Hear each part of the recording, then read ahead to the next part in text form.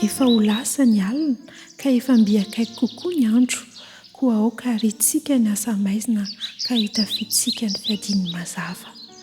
Romana 3:12 andiny 12.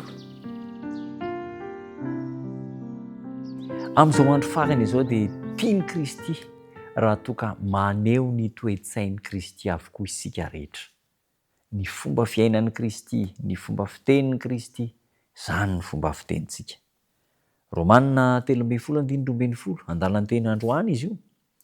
Efa ho lasa ny alina ka efa ho mbiakaiky kokoa ny andro ka aoka arintsika any asan'ny maizina ka ho hitafiantsika ny fiadiany mazava.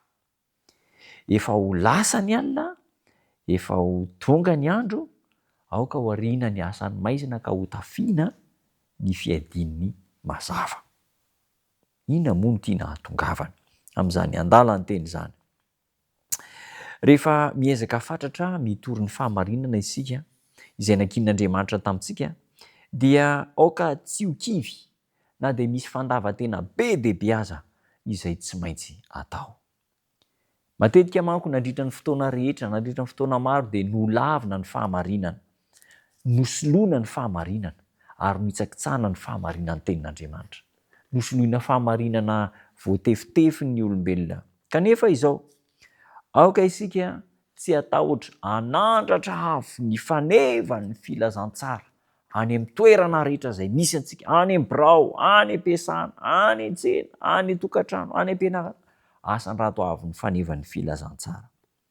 Tokony hifandray am-po ireo ankonana misionera. Inona moa no tiany ho resana amin'izany? Raha ny tena marina dia tokony misionera daholo ny zanak'Andriamanitra rehetra, mpitoro ny filazantsara amin'ny alalan'ny talenta izay ananany, amin'ny alalan'ny fanomezam-pahasoavana izay mena. Ka izao hifandray am-po izy ireny ary dia hiara hivavaka hamonto ny fanahan'izy ireo ny toe-tsain'ny Kristy izay toe-tsaina misionera, satria amin'ny alalan'izany toe-tsaina izany ihany no ahafahana manaparitaka ny afatr'Andriamanitra. Misy zavatra maromaro izay tsy maintsy atao, tsy maintsy, izany hoe tena obligation mihitsy izany, impératif hozy no vazana, tena tsy maintsy. Tsy maintsy esorina ny fiteny tsy voahevitra sy masika rehetra. Fiteny tsy voahevitra sy masika. Misy karazan'olona te haneho ny heviny izy dia tsy maintsy miredrehitra sy masika. Tsy maintsy esorina izany. Tsy hitondra fiovam-po ho an'ny hafa izany. Tsy maintsy hankamamiana ny fahaizana manady izany hafa, manady izany hafa. Eny fa na dia tsy mitovy hevitra aminao aza, andeha ho hajaina satria olona manana maha izy azy. Tsy maintsy hajaina ny fahadiovana. Tsy maintsy hajaina koa ny fahalalam-pomba kristianina. Fahalalam-pomba kristianina. Indraindray tsika miredrehitra amin'ny maha kristianina antsika dia tsy mieritreritra mihitsy hoe ilaina ny fahalalam-pomba amin'ny maha kristianina antsika. Aoka hitandrina isika mba tsy hivatambatana fiteny, nanao fiteny mahery mandratra ny hafa. Aza atao mihitsy ny manasongadina ny lafiny reny izay tena ampiady, ampisaraka, ataovy izay sy ny firaisana amin'izao tontolo izao. Indraindray dia mety mandefitra kely isika noho ny toe-javatra tsy fantatra mba hahatonga antsika hanana fihavanana amin'izao tontolo izao. Ny heviny koa dia tsy hoe tsy ekena ny fahamarinana, fa ilaina ny mandefitra amin'ny toe-javatra maro isan-karazany.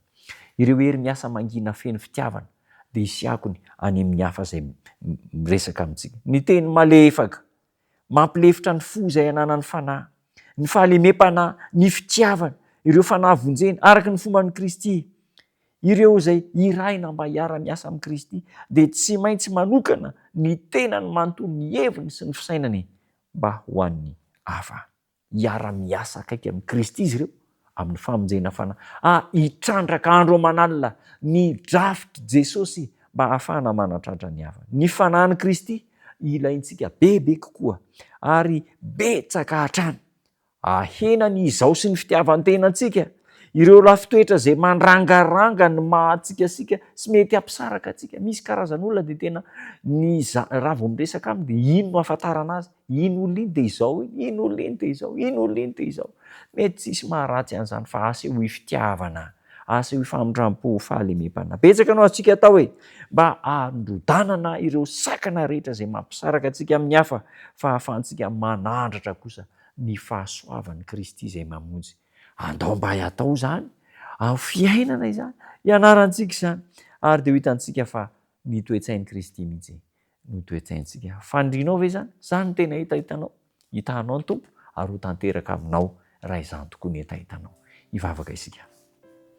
Saotranao izay Jesosy fa mampianatra anay ny fahatsarana isan'andro ianao, mba fanirinay ny ho tonga olona tsara, fanirinay ny ho tonga olona tiany namanay, mijoro amin'ny marina kosa nefa, mba haneho ny famondram-po sy ny fitiavanao.